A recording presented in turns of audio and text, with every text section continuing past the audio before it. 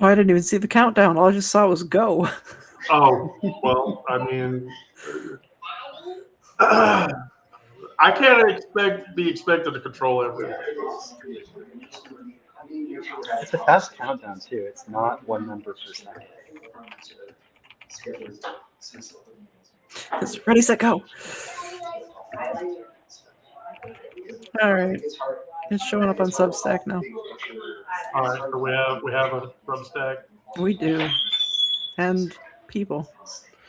Oh, people are even joining. Yeah. I find that amazing. I find that very amazing. I'm just waiting for the YouTube one to catch up. I mean, it's live.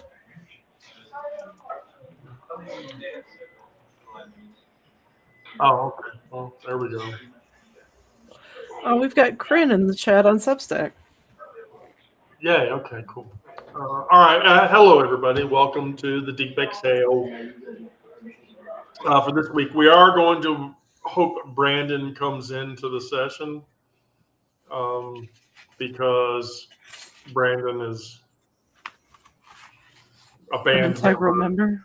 Yes, an integral band member. Brandon is the bass player, I'm guessing, or maybe the drummer, but we can't live without him. I just have to say, I wanted to play drums when I was younger, and I was told that drums weren't an instrument. What? Yeah.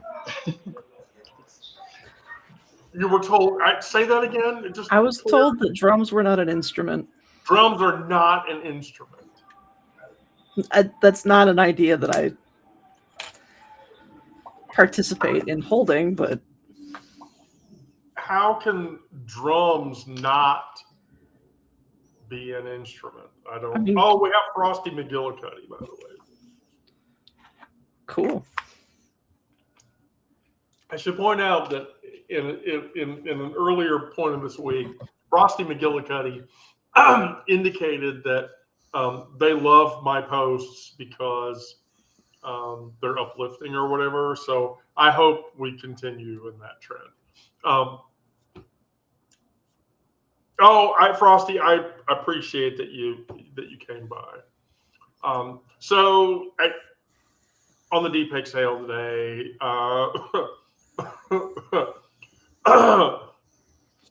your body knows what your therapist doesn't.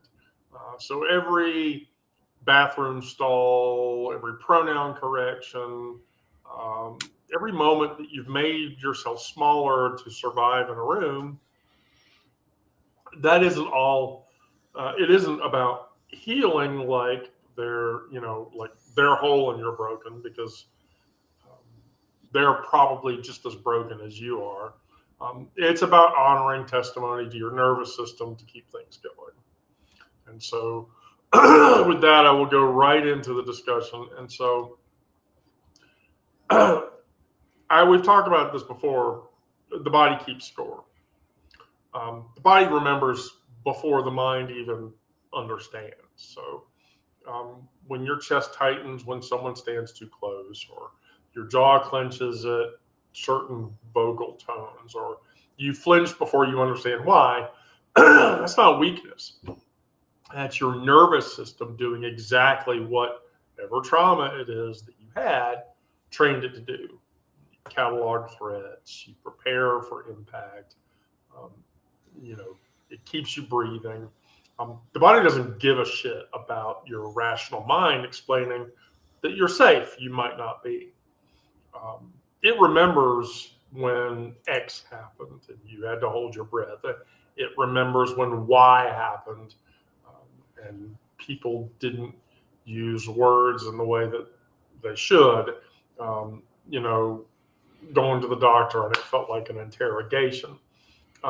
Your muscles carry maps of every moment where you had to shrink or perform or disappear or whatever. And trauma lives in that tissue before it even becomes a narrative. So shaking hands, the exhaustion, the lack of sleep, nightmares, having to engage in the use of illicit substances to put you to sleep because you can't go to sleep naturally. No, I have no idea what that is like, but really, I do know what that's like. Those are all testimonies to your body keeps giving when your mouth learned it wasn't safe to speak. And so in this, and I'm going to quote Tourmaline when I say this, the body isn't a site of memory, is a site of memory, and we carry our histories written on our own flesh. And so to this, I have to tell myself, I had to do this week because got on the train one day and to come home from work. It was on Tuesday, I think, Tuesday or Wednesday. And I just, like, every time I get on the train, I sit next to a door and I shell up and I try to look like not talkable to. And as it turns out, what happened was a woman approached me and started talking to me. And I always have this guarded sense of self when shit like that happens. And so finally, she just asked me, she says, your head adornment is really cute looking. I'm guessing you wear it because you don't have a lot of hair. And I said, yeah, going through gender transition, getting my hair back is a real challenge. And she's like, well, you're not alone. And I said, really? And she said, yeah, I've been in transition for 4 years or whatever. So then I felt safe or whatever. But that didn't stop me when she first started talking. I was feeling like, okay, where is this going to go? Is this going to turn into an argument? Is this going to turn into, an attack? And so what I find, even at my age, for as long as I've been through this process, that it's difficult still to trust things in those situations. And I ask myself, what does my body try to tell me that my mind keeps dismissing? What protective response did I have to suppress to survive? And what would it feel like to finally complete it and not worry about it? Why am I still performing safety for others while my nervous system is spider sense saying, get the fuck out? So that's that question. And guess who we're going to pick on first? Oh, boy.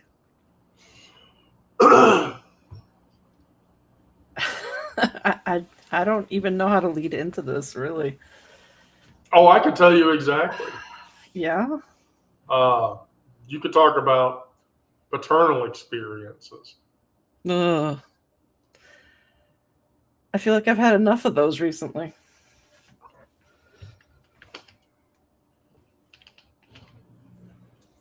Paternal or maternal? No, paternal. Oh, boy. All right. Because I know you had to emotionally monitor with him a bunch. Well, I mean, a lot of that on the surface was just because he didn't want either me or my sister to be emotional.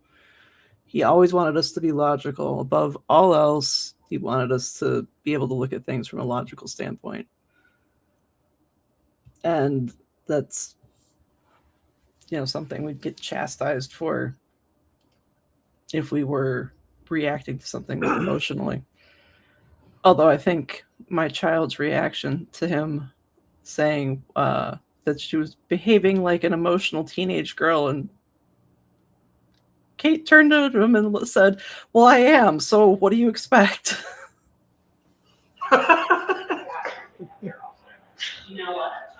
And I was just like, that's one of my favorite memories of them interacting. It's just like, well, yeah, duh. That whole, like, is that a thing? Like, your parents, oh, you're just a hormonal teenager or whatever.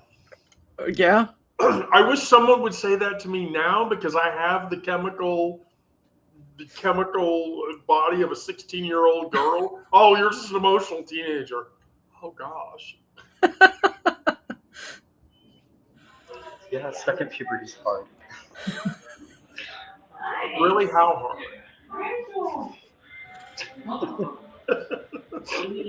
You're still in second puberty.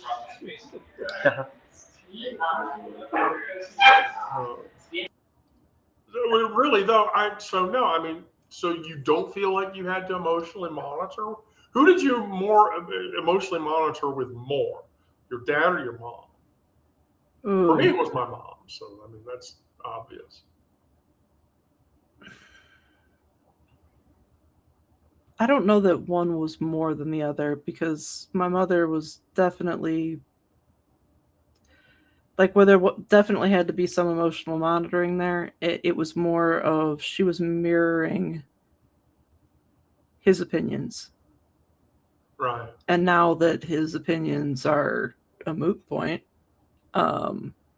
she's actually starting to form some of her own, which is a little refreshing, and also a little tedious to explain things through. Tedious. Why? Tedious how? Like, I can respect the fact that she wants to understand, but then there's also the fact that, like, she has all these preconceived notions of things that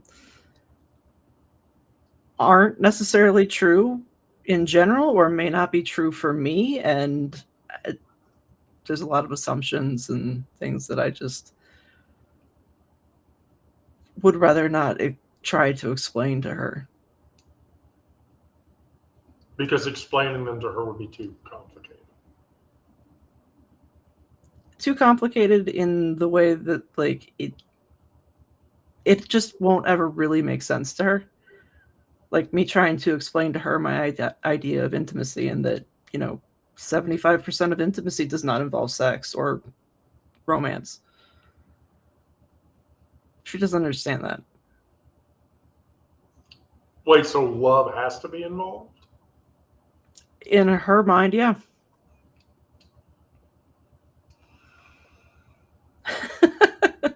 Yeah.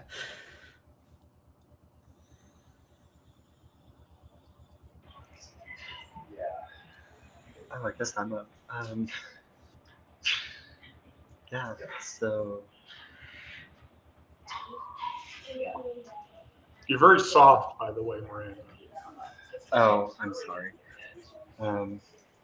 It's this lotion.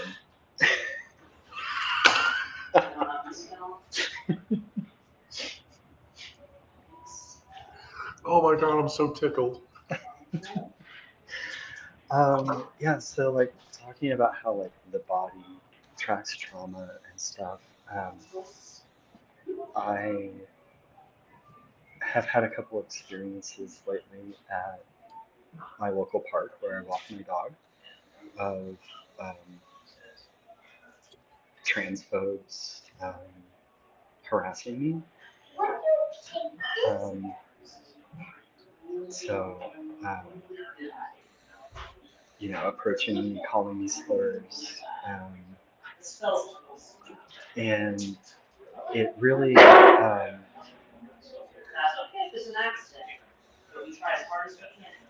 like, I'm just walking my dog, right? And then they just pounce. But like taking Lizzie for a walk is supposed to be something that's relaxing for me, and overall it is. But whenever, whether I'm on the street or whether I'm walking her at the park, if I see somebody and I don't know them, then my guard has to raise immediately, and I have to do all of the situational awareness stuff to see if that person or those people are going to be a threat in any way. And so I've noticed that my body takes that on in like the way that my back tenses out and the way that like What happened? I'm prone to curling my toes, and so it's definitely like a whole body reaction, just the need to be situationally aware.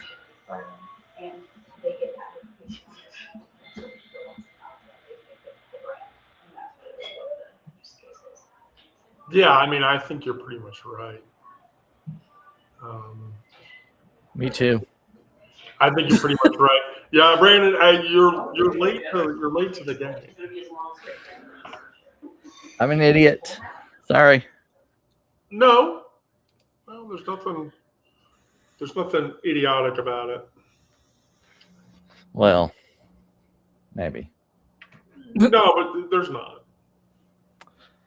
There's not. So the talking about trauma, where the body remembers before the mind understands. You haven't been listening, have you?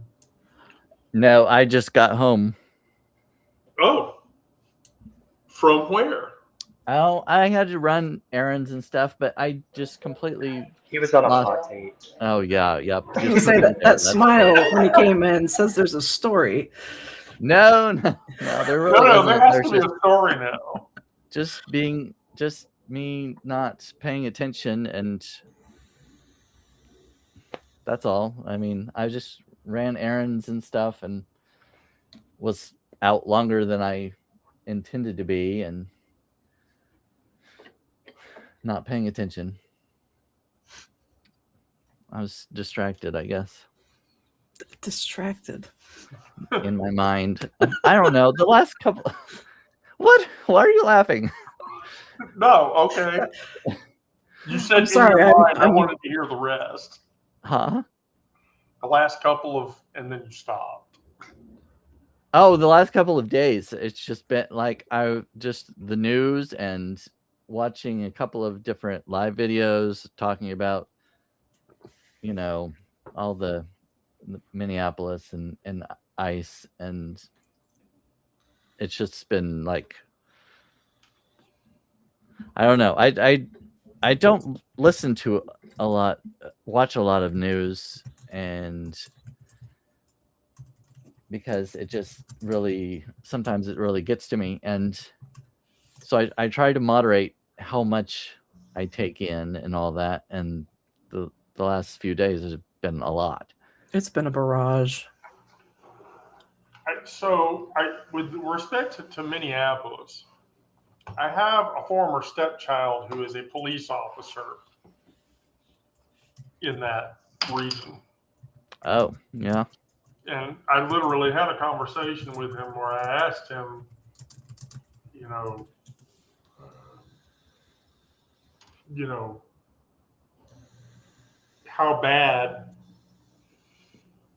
how bad is it there? And he's like, well, it's like this.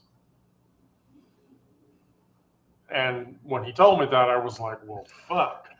So it really is as bad as we think. And he's like, I would say that it is. And they say it's going to get worse. And so, not to go into a political discussion necessarily while we're talking about trauma and survival, but, it's gotten bad enough now that there are members of the GOP who, for instance, are trying to sway Trump away from citing the Insurrection Act on the state of Minnesota. And so, and there's even GOP senators and House members who are saying, okay, if Trump invades Greenland, we will support impeachment. They keep drawing lines in the sand, and he steps over them, and then they draw a new line. I don't trust him with them. Right. There's a Bugs Bunny cartoon where Bugs Bunny's standing there with Yosemite Sam, and he tells Sam, I dashed you to step across this line, and he steps, and then Bugs Bunny draws another line, and Yeah. I dash you to step across this line. Well, what happens when we finally get to the cliff and Trump falls off the cliff? That we need to hurry up. I was listening to a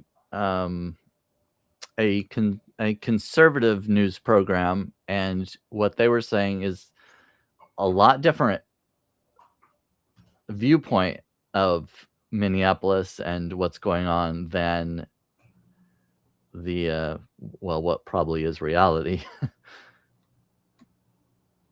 Right. It was just crazy. Completely. Sorry, I'm updating a family member. Give me just a second. Keep talking, Brandon. Oh, well. Keep talking, Brandon. Keep talking. I don't know what else to say. What have you been, I don't want you to recap everything you've been talking about. That's you literally breached into 2/3 of the way through the first topic. Oh, well, then what's the next one?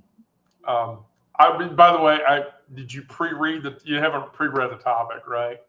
So the final topic is the fun topic today, which is you have to talk about a life experience in a David Attenborough-like way. And I totally wanted to see how you would react to that. Do I know David Attenborough? Are you kidding me? Really? I can't say that I know the name. Like, I'm familiar with the name, but I have no idea who to connect that to. Miranda, is it just me? I mean, you know who David Attenborough is, right? Yeah, I do. And Sarah and Brandon have both heard his voice narrating things. They just don't know his name, I'm sure. Oh, okay. Maybe. That's probably the case. I am terrible with names, so that very well David Attenborough is he's like the documentary guy who, like, we see two specimens walking up and behaving in a blah, blah, blah, blah, blah, blah way. Isn't that fascinating? My God, that's fascinating. I see. I'll do it first so you can sort of get the jig or whatever. But so the next thing is micro successes. When you live in a world where, being successful or not is controlled by, your own feelings and having to survive in the world that we live in, you measure survival against people who didn't have to do anything. When I get on the train every morning, I feel like that's a pretty large feat for me personally, because I'm usually dressed in a way that, people look and people stare, and you get stink eye and dead eye, and I wish you weren't alive eye and shit like that. And so, measured against that, it's kind of hard to. So you have to take, you have to take what victories you can get.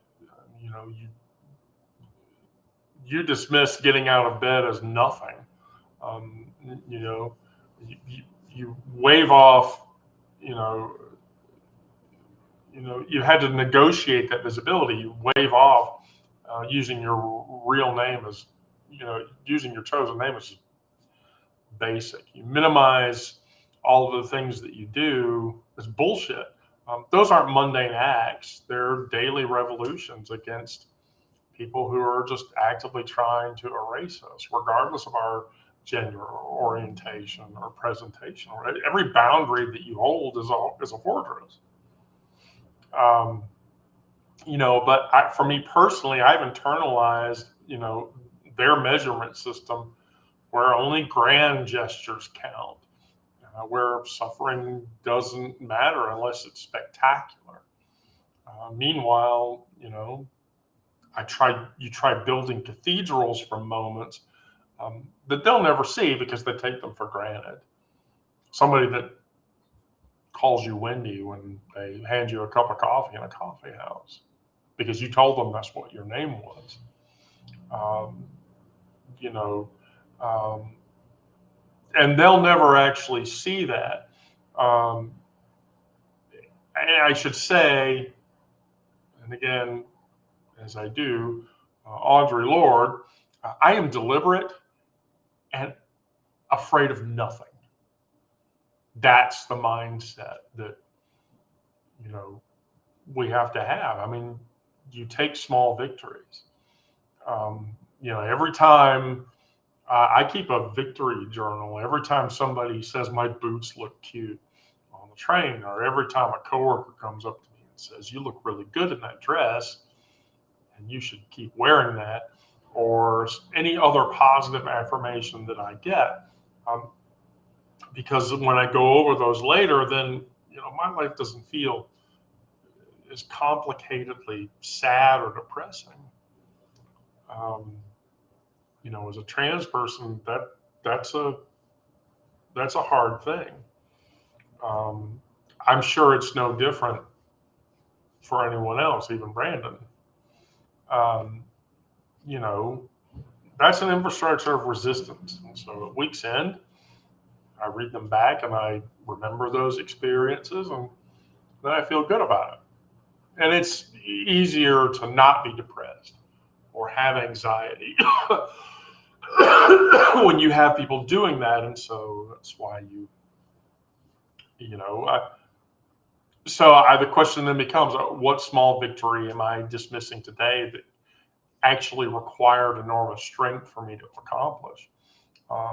Whose measuring stick was I using to judge my own survival? You shouldn't use somebody else's. What would it mean to honor whatever daily courage I go through? And if I celebrated my micro victories like they mattered, what monument would come out of that as a result? You know, so, you know, they say baby steps. So I'm gonna pick on the late boy. I knew it. Well, I feel like all of my successes are micro. Why? Okay, now I have to ask why. Oh, I don't know. They just I just don't. A lot of times I don't see them as very large. Because you're measuring them against somebody else's method of measuring. Bingo. Yeah. And also, you live your life every day, so like sometimes the micro victories add up over time to a big victory, but it's hard to see the bigger picture when you're so close to it. Well, let's see. Let's start at the beginning of the day. A day in the life of Brandon.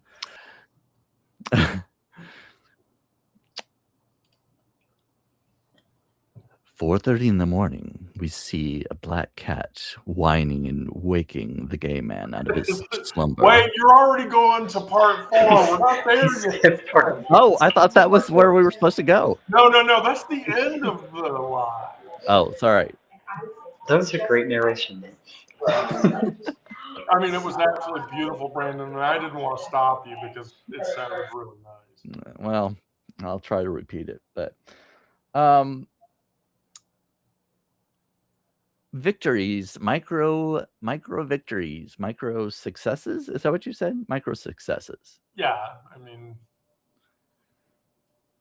Well, I mean, really, getting up out of bed is kind of a micro success, and not just giving into depression and despair, going down into the depths of despair. And just staying in bed all day instead of getting up and actually trying to move on with life and pretend that everything's okay, or that people want to hear your mindless blathering and jokes rather than take things seriously and watch the news. I would tell you, Brandon, that you would probably be shocked, but I'm sure that there are people who listen to you or read the things you write, and I think you would be shocked at who is inspired by those things. I really do. I do take when people do comment and say things, it does feel really good, and that's one thing I had to get used to when I started writing online. Not a lot of people are willing to take the time to comment, and to click the like button sometimes is kind of a chore. Like, Right. just click. It's just click the heart. Right. Come on. Right. But I digress. We'll just not go into that part. But when I do get comments and things, I do count that as a success, or to say that your story touched me in some way, or that I could relate to what you're saying about, I don't know, your dead boyfriend or something like that. I don't know, just whatever it may be. But wait, so did you meet the guy yet? Oh dear. Well, no, not yet. Oh, Not no. yet. We're still negotiating times and days and things like that. Okay. I really want that date to happen, by the way. Well, I'm still planning on it. I don't know how it'll turn out, but so I guess, okay, there we go. There's a win. There's a micro success that I've actually been online and talked to someone, and they, in their demented state, have agreed to meet me, and we've decided to have a date or a meeting of sorts. It just, it hasn't happened yet, but we're still talking, and he hasn't ghosted me or vice versa. So that's a micro success. Right? Yes, it is. Okay, I still have a lot of background noise, so hopefully you can hear me okay.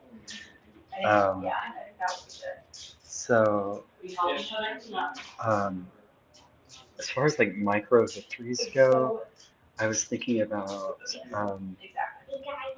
Brandon said that sometimes people read things and not even put a heart by it, so it's hard for us to know really who is reading what we put out there or how it's influencing them. But I had a friend a couple weeks ago text me out of the blue and was like, hey, we haven't talked in a while, but I wanted to let you know that I've been reading your stuff, and it's helped me understand trans people more, and it's helped me in arguments that I have with my conservative parents who, have bought into all of the propaganda. And that was like, that really meant a lot because,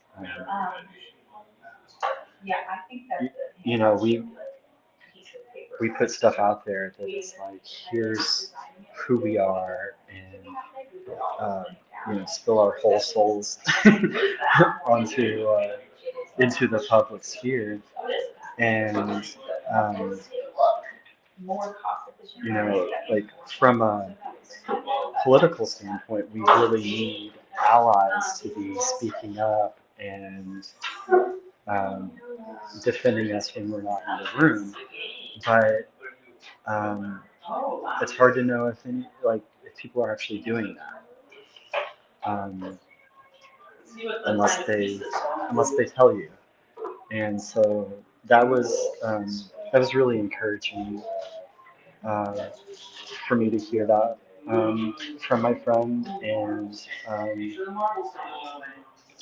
made me like, I've had so many doubts um, about my writing and what I do, and knowing that it actually matters to somebody, and that what I write like connects us more as friends, meant so much. You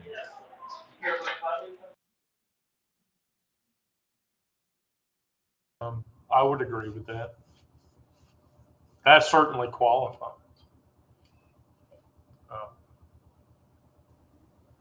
Yay, I get to unmute. I have to agree with Brandon on the getting out of bed, at least this week, because that's been a struggle.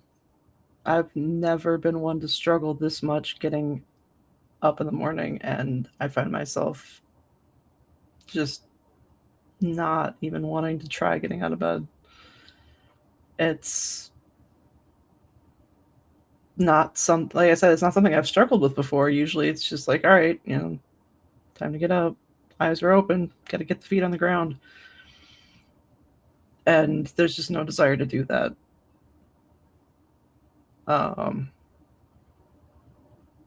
So yes, every day that I'm able to wrestle myself out from under the covers to actually face the day at a reasonable hour is a success.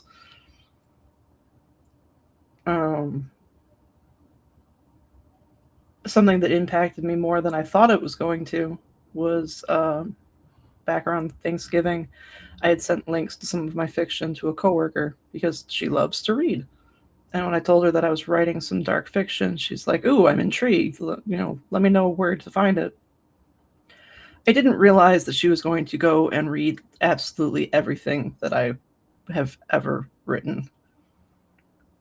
And so over the Thanksgiving break, I get a text message saying that she had finished reading the first one. I sent her the other links for the other 3. And then after Thanksgiving, before we're back to work, she admits that she went ahead and read everything and thanked me for the opportunity for her to know me better. And we had a discussion about like the domestic things that are going on, and if I needed support because she's been through a divorce and stuff like that. So emotional support, guidance, whatever. And it was an unexpected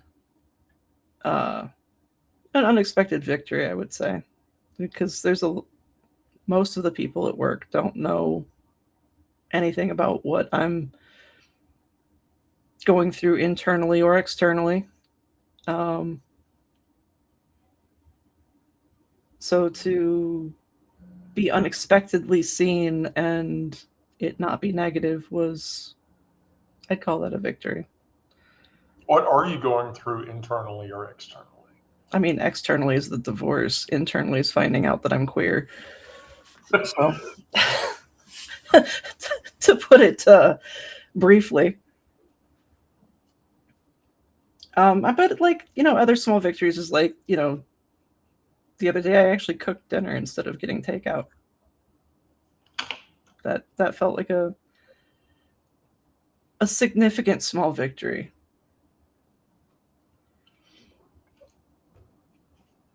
All right, I'll let you off the hook for that. I'll let you off the hook. By the way, does everybody note that I changed your titles to your domains? I think that works so much better. Oh. That way I don't have to run the marquee at the bottom and everybody knows who's talking. So we do these things and you have to make space for your ability to react emotionally.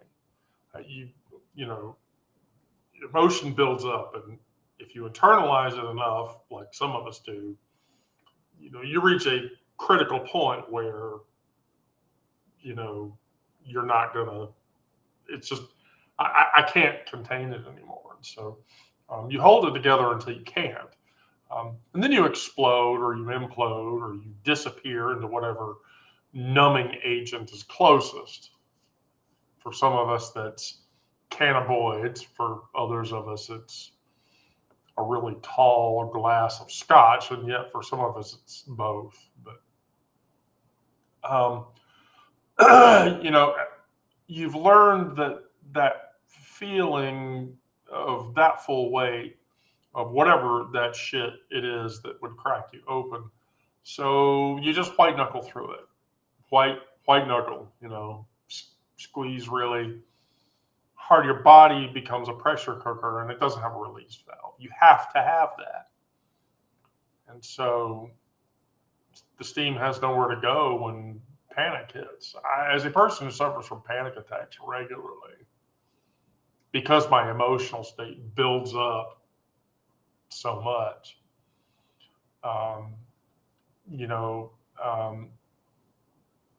and yet I live in a world where everybody, or most non-queer people around me, is like, you should just deal with it.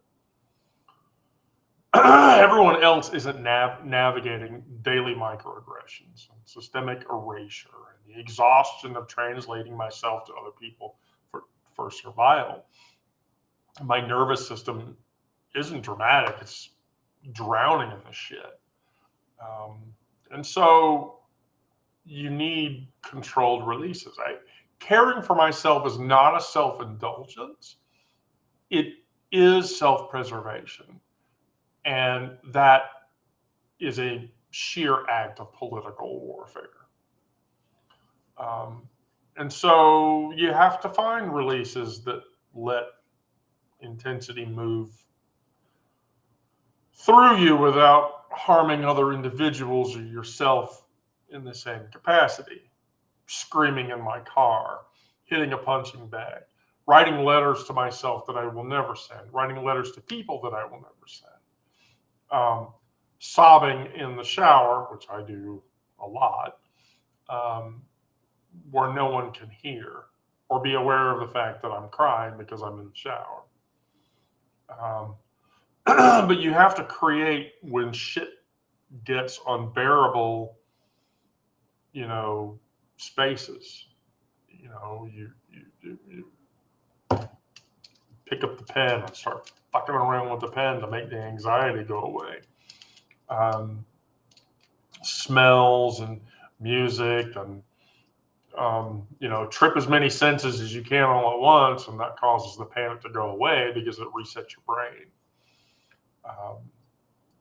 But me personally, I have to ask myself, what am I holding on to that's too heavy to carry around anymore, and how can I get rid of it?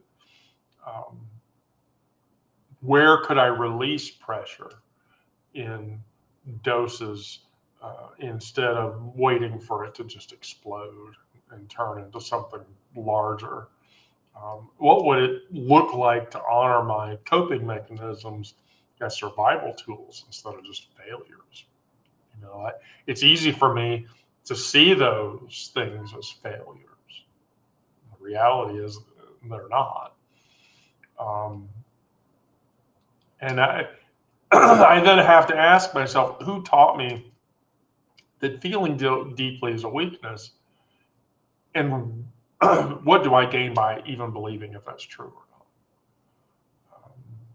For me, it was the male figures in my life that did that. That's why I believe that. But do I gain anything from believing that? No, because that doesn't apply. Or if it did apply, it doesn't anymore.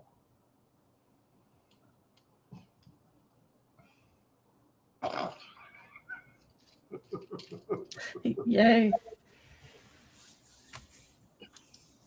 I would have to say that my the pressure release valve, I guess we call it, my outlet has changed over the years, but it's always been something creative. When I was in high school and I would feel, which at the time I didn't have the language to explain what it was I was feeling. Partially because I wasn't allowed to seek out therapy, so I didn't I didn't have any of those tools. All I could do was cope. And so now I recognize that what I was feeling then was probably depression. And I had a lot of art supplies at my disposal. So that's between art and cooking, that's what I would use as my outlet. Was I really good at either one? No. But that's not why I was doing it.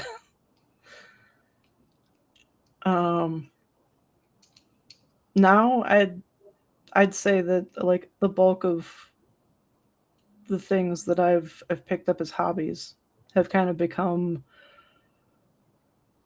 what I go to when I need to kind of tune out and recenter.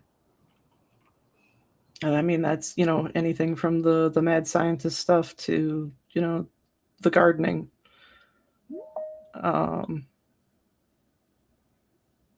Maybe not so much the writing, just because that ends up becoming more of a digging up more stuff to process. But yeah, I don't know. Graphic design, I think, falls under that too. Making different graphics for advertising, or working on templates for writing articles. But yeah, always something creative at this point. Although I don't know that I would ever view those things as failures. That I don't know. Why would you? I mean, Yeah. it's difficult for me to conceptualize why people would see that as a failure. The psychology says people see it that way. I don't understand that. I really don't. Well, part of my pressure release, I guess, would be writing and music, playing piano. Sometimes I think it's necessary to cry. When you were talking about crying in the shower, it reminded me of an. Did you? I'm sure you probably watched Mork and Mindy at some point. There was an episode where Mindy was sad about something, and she said she was gonna take a walk, and her dad said, "But it's raining," and she said, "I like walking in the rain. That way, no one can see you cry." And yeah, that's I kind of adopted that for a while. I was like, yeah, I like walking in the rain. Back when I was more or not as much in control of my depression, I guess. Part of controlling the pressure valve is knowing how much to take in, as far as like I was talking about the news and things like that. I think you have to be informed up to an extent, but I think there's a point of an overload, So I try to regulate that, and of course, avoiding a lot of social media is important. At least, well, especially things like Facebook, where the algorithm intentionally puts things in front of your face that's contentious, or they know that is not something that you support or whatever. But you mean like they do with Substack occasionally? I don't know. I haven't had that experience. From what Substack, for the most part, I think is pretty good at tailoring. You're able to tailor your own feed by what you like and everything. It seems like because I've kind of played with that. Like, I'm getting tired of seeing this person, and so I just stop liking their stuff. And after a few days, I don't see their stuff as much anymore. But I mean, I'm sure it happens on every platform to an extent. But from what I've heard, Facebook is, I mean, they intentionally, like, and they've internal documents have been leaked and things that show you that they do that intentionally. But yeah, I mean, and even if something does come up that you see that you don't like or agree with, at least you can just, scroll by it and look at other people that you know and trust that whatever that they're putting out is going to be more in line what you agree with or that makes you feel better or those kinds of things. But yeah.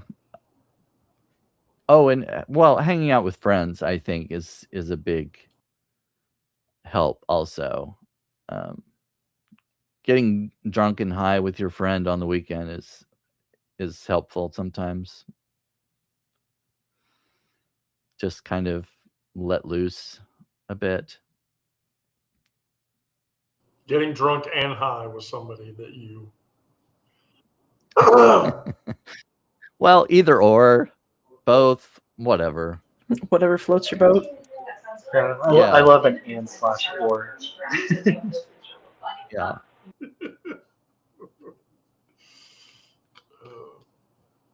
I'm going to make Miranda talk. Okay. So, for me, like,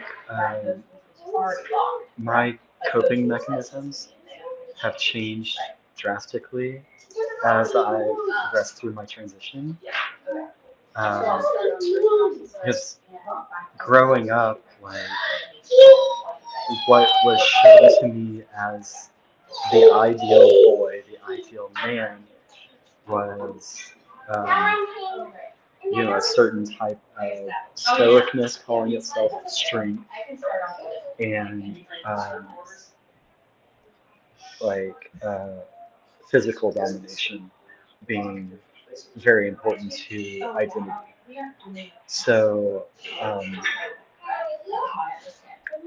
that was something that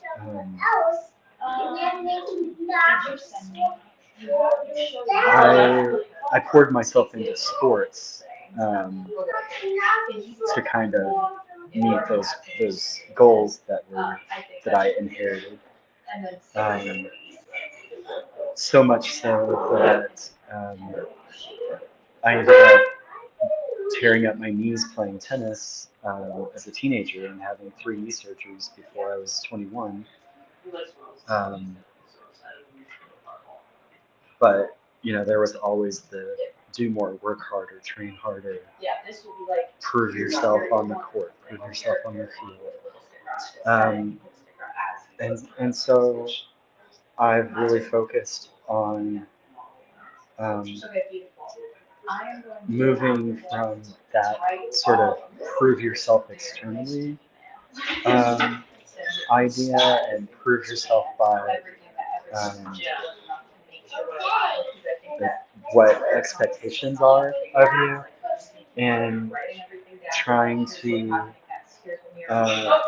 cope with things by like being kind to myself, being authentic to myself. So my writing poetry definitely helps with that. It helps me sort out what's really on my mind. But also the things I do to take care of other people are very important to me, in that they kind of hook around and help me take care of me. So, lately I've been posting more on social media about the meals I cook for my family. And part of that is like, that's just good social media content, right?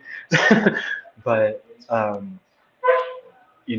me, it's like that experience of caring for my wife, caring for my children,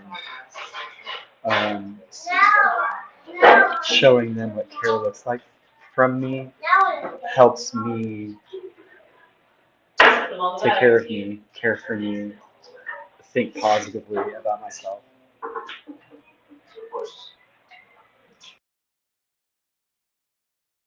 I think that's true too for me. I mean, I feel like I do the same thing. Like I feel better when I'm making someone else feel better. It's easier to feel good about the things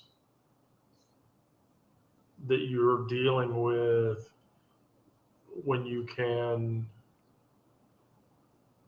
when you do things for other people, and then it becomes more obvious to you.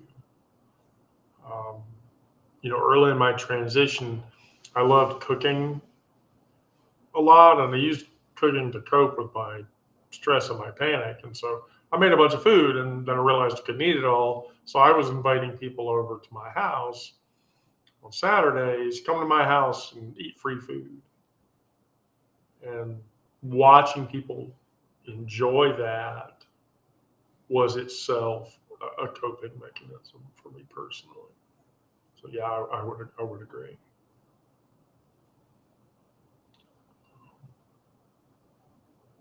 I would agree with that. All right, now we get to go to the funny part. This is where you're all going to laugh at me. So,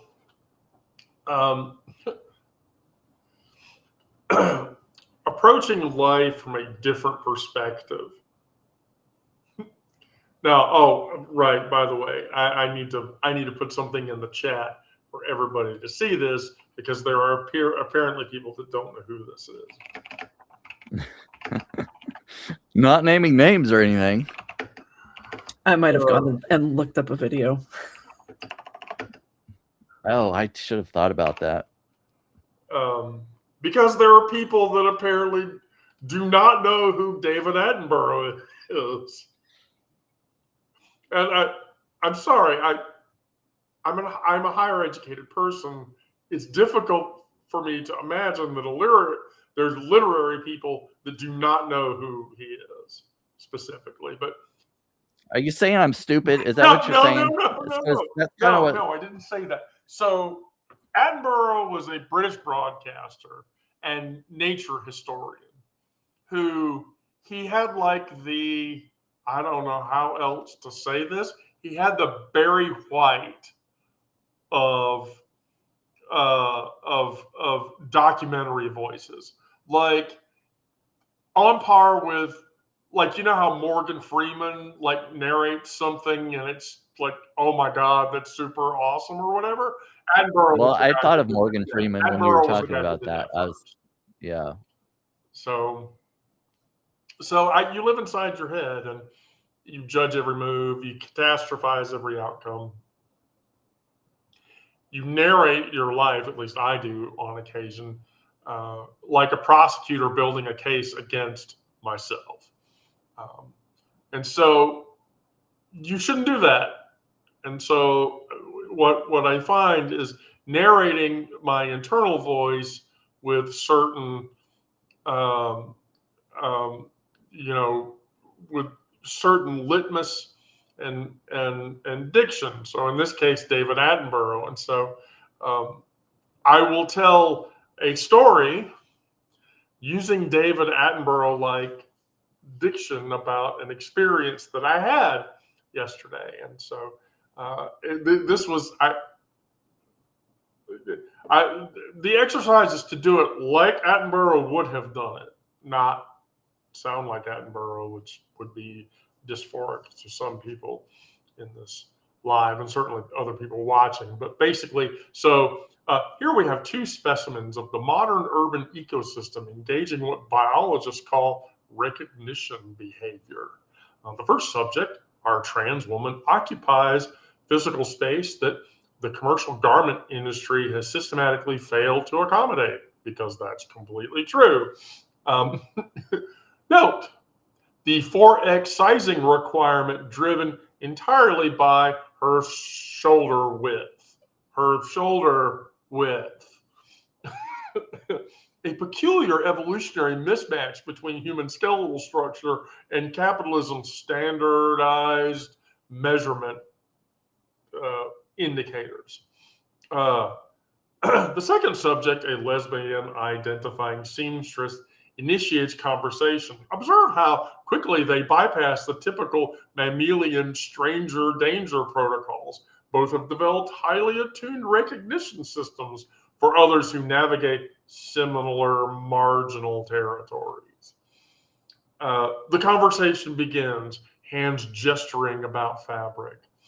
Fascinating, the seamstress immediately understands the clothing dilemma not as an aesthetic preference, but as a spatial mathematic. Her trade has taught her that what the fashion industry refuses to acknowledge, that bodies exist in infinite variation, yet garments are manufactured in a mere 6 to 8 category situation, which creates dysphoria for everyone involved. She sees the problem immediately. Shoulders that could carry the world forced into fabric designed for an entirely different body architecture. Notice the body language, the mutual lean, the absence of defensive posturing. The two individuals who've each learned to read hostile environments are now experiencing something rather rare, being seen by the other person.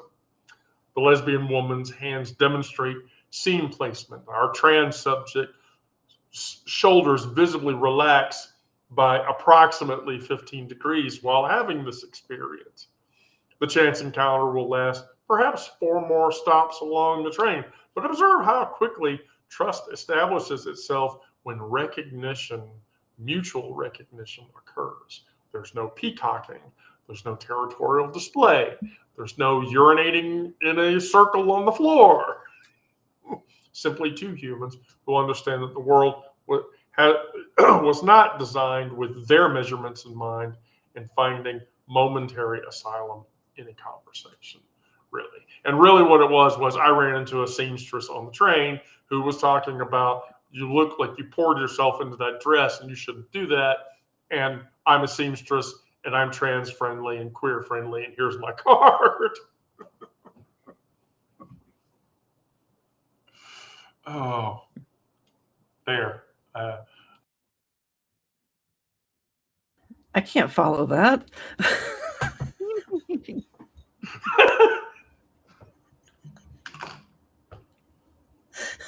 I literally have nothing. I feel like I needed a week to prepare for that. Oh. Tell them about the lunchbox. Oh, geez. I can show them the picture. Well, wait, I don't have my phone up here. You're lucky. You're lucky. I don't have my phone up here. I mean, I'm the one that took the picture, so.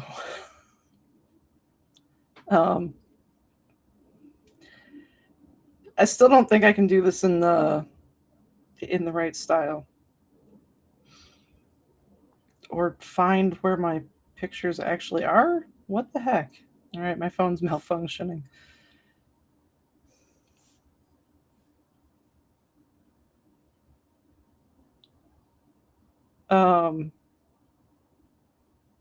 Yeah, where did I even? All right, there it is. My goodness. All right.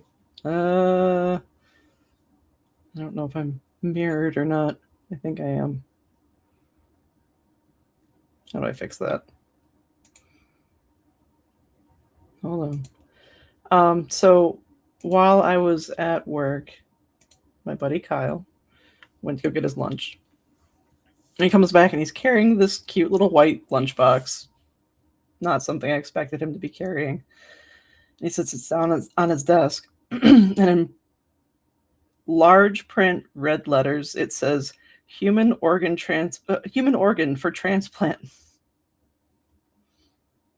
I don't know if...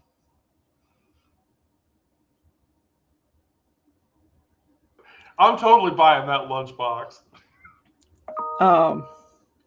So yeah, he uses that every day for work. And he tells me a story about how when he went to go pick up prep documents for me from our repair garage, the lady that runs it evidently had seen it, and the next day she's like, I want to ask you something, but it might not be any of my business. And she's like hemming and hawing about asking him about this lunchbox, and finally gets it out. And so he explained to her that he had gotten it at where did he say it was? Something to do with props or something. But he got it when he was out of town on some trip. And yeah, so that's the lunchbox. But on the bottom of it, it actually says that it's not intended for transporting human organs, which I thought was entertaining that they had put that. I feel so let down.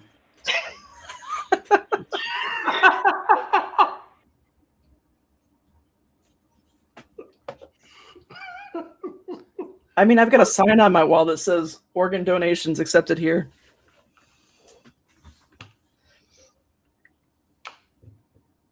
That was not the literary masterpiece that I was quite expecting. I told you I couldn't follow that. Oh. I am not infused enough for creating literary masterpieces. Oh. So really, what was your? So now I'm just going to ask you, Brandon, so that you don't have to think about it. So really, how was your last conversation with the mystery guy?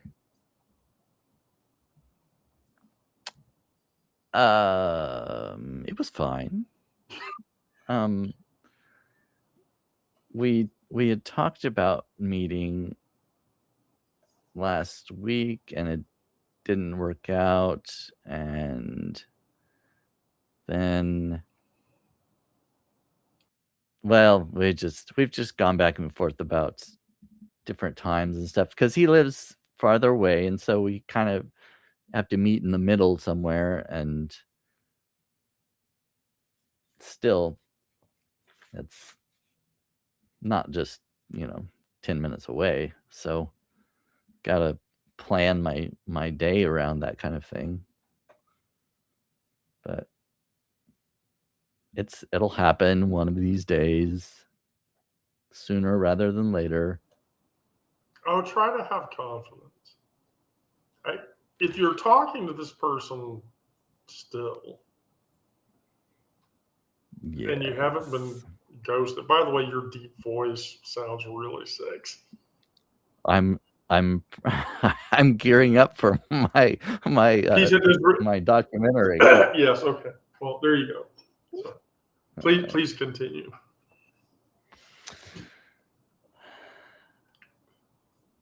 I even put the thing on my microphone here to help with it. I don't know if it does anything.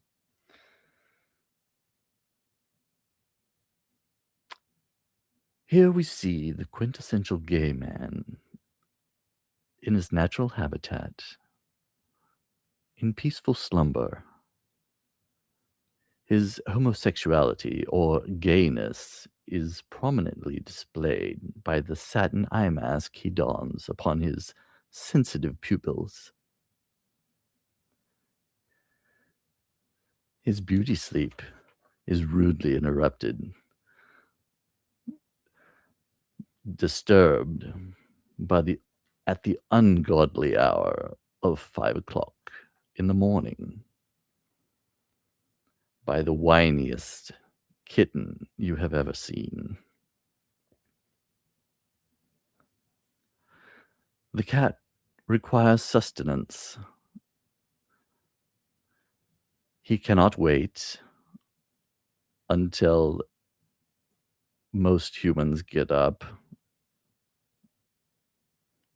7 or 8 a.m. No. We must awaken the master.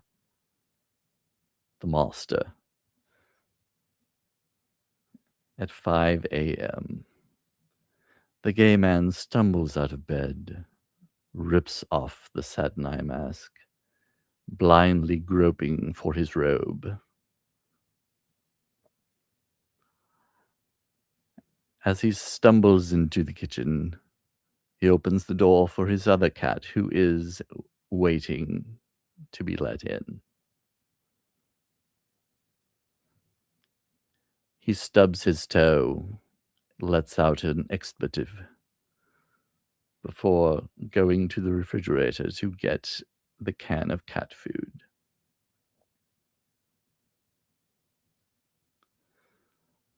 After feeding the feral felines, he then goes back down the hallway to his bed, disrobes, and climbs back in, hoping to catch a few more minutes of sleep. Sleep, however, eludes him,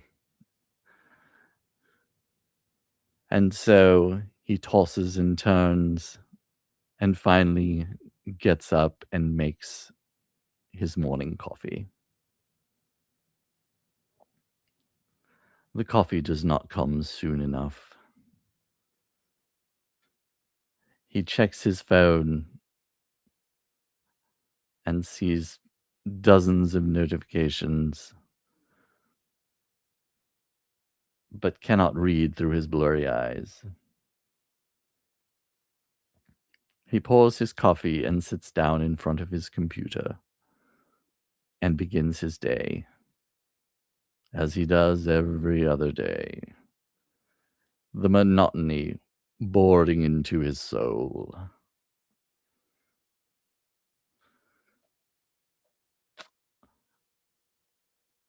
I can't think of anything else.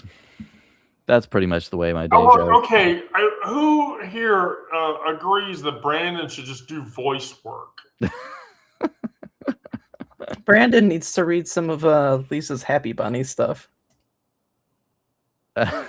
Happy.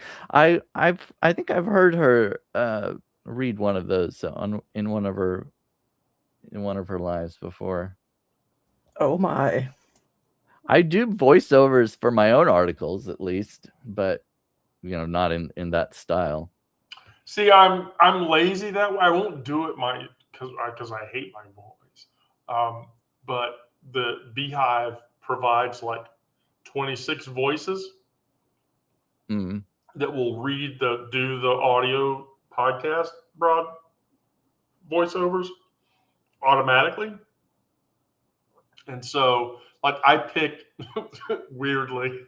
If you've never listened to one of my articles, I always pick the gender fluid person voice or whatever that has like that rich, just super relaxing tone or whatever.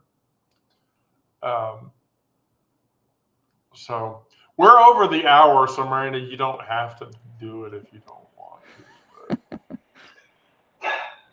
Sarah was worried about following you, and then Brandon did that, and I just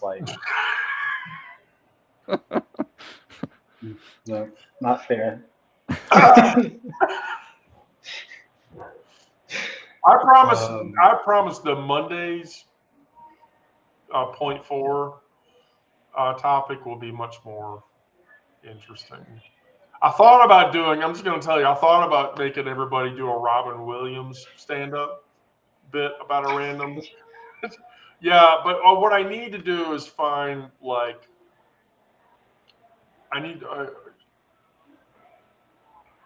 who's a good, funny, queer comedian that everybody's heard of. Right. So I don't know. So I promise next week on Mondays, Deep Exhale, it'll be more interesting. If there's something creative like that, I need time to prepare because I cannot just pull that out of my ass. Why not? Brandon did such an amazing job. I did think about it though beforehand. Brandon did such an amazing job. I can't. I'm not that quick on my feet. I don't know what to say. Well, my day didn't get far into it before I ran out of things.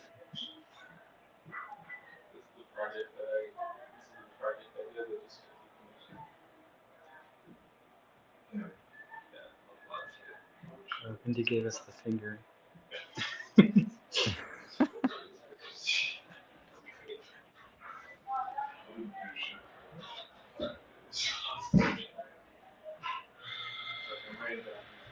We got the hold on finger, not the normal finger.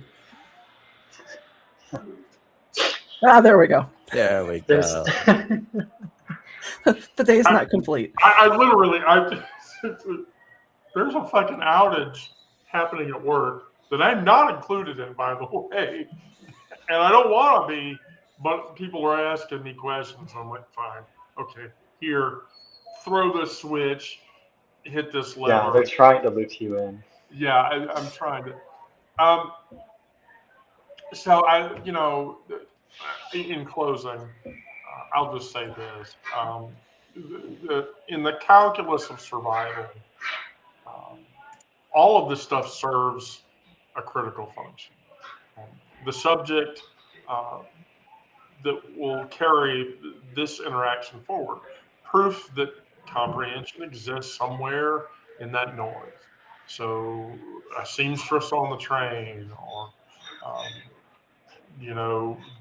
this micro victory or that. It all carries and continues that trajectory, and the ecosystem absorbs those transactions of dignity as much as it does those transactions of negativity. And we find a way to mold that all together so that we get through from point A to point B. Because really, that's all any of us is trying to do, is get from point A to point B.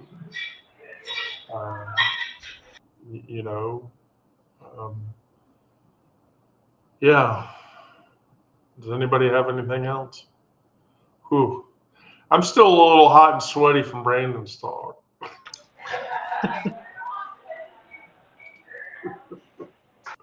Whew. Okay. Everybody good for Monday at 1?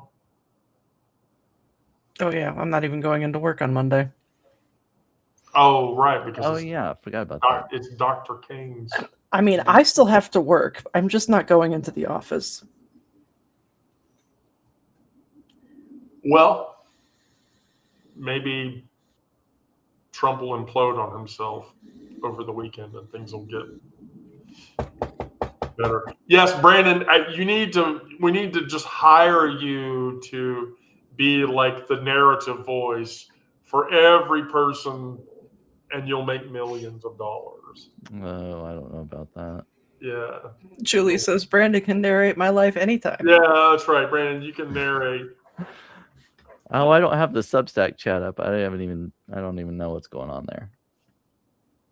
Oh, there's some good copy there. So, all right. Well, with that, I will bring it to a close. Thank you for everybody that's listening on YouTube, on Substack, on Instagram. We were streaming to Instagram.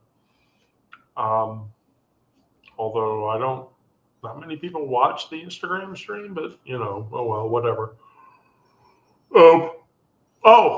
By the way, I'm just going to share with you guys a little minor detail.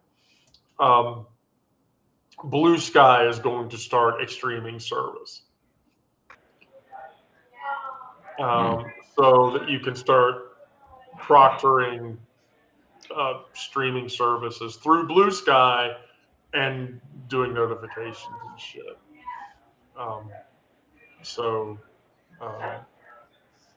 Yeah, they want to catch the exodus from TikTok whenever. Yeah, so right. So I was gonna say it's about time they start catching up.